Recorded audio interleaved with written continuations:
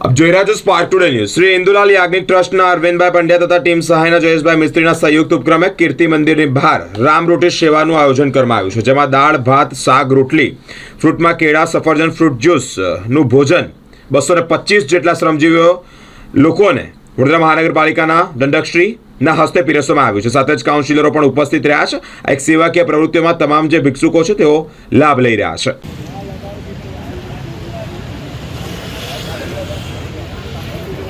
जोरदार एकदम व्यवस्थित करो।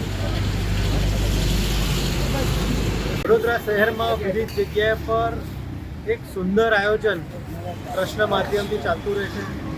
આપ જોઈ શકો છો કે વડોદરા શહેરમાં કીર્તિ મંદિરની પાસે આશરે 14 થી 15 વર્ષમાં 15 વર્ષથી ઇન્દુલાલ યાજ્ઞિક ચેરિટેબલ ટ્રસ્ટ આ એક રીતની સેવા આપી રહ્યું છે। 200 થી 250 લોકો રોજના જરૂરિયાતમંદ જે રોડ પર શ્રમિક રહેતા હોય જેને જરૂરિયાત છે ખરેખર એ લોકો જ અહીંયા આવીને એનો લાભ લે છે।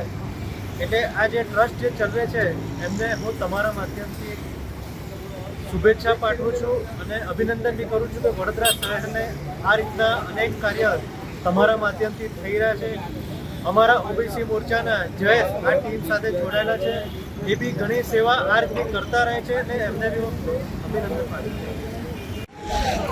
ઇન્દુલાલ યાજ્ઞિક ચેરિટેબલ ટ્રસ્ટ તરફથી કીર્તિ મંદિરની બહાર સયાજી હોસ્પિટલની સામે છેલ્લા 14 વર્ષથી અન્ન સત્ર ચલાવવામાં આવે છે, જ્યાં જોઈ અન્ન ક્ષેત્રમાં દાળ ભાત શાક રોટલી ફ્રૂટમાં કેળા સફરજન મીઠાઈ અને ફ્રૂટ જ્યુસનું ભોજન પ્રસાદી તરીકે શ્રમિકો અને જરૂરિયાતમંદ લોકોને પીરસવામાં આવ્યો છે। જે સેવામાં આજે 225થી પણ વધારે જરૂરિયાતમંદ લોકોએ પ્રસાદીનો લાભ લીધો છે। આજની સેવામાં અમને સાથ સહકાર આપવા માટે વિશેષ મહેમાન તરીકે વડોદરા મહાનગરના મુખ્ય દંડક શ્રી નરેશભાઈ પાટીલ, વિસ્તારના કાઉન્સિલર શ્રીમતી શ્વેતાબેન ઉચ્ચેકર, વડોદરા મહાનગર વકીલ મોરચાના મહામંત્રી શ્રી ચંદ્રકાંતભાઈ ગજ્જર સાથે મહામંત્રી શ્રી પરેશભાઈ ચૌહાણ અને સંસ્થાના કાર્યકર્તાઓ ઉપસ્થિત રહ્યા હતા। આ અન્ન ક્ષેત્રથી અરવિંદભાઈ પંડ્યા તરફથી ચલાવવામાં આવે છે।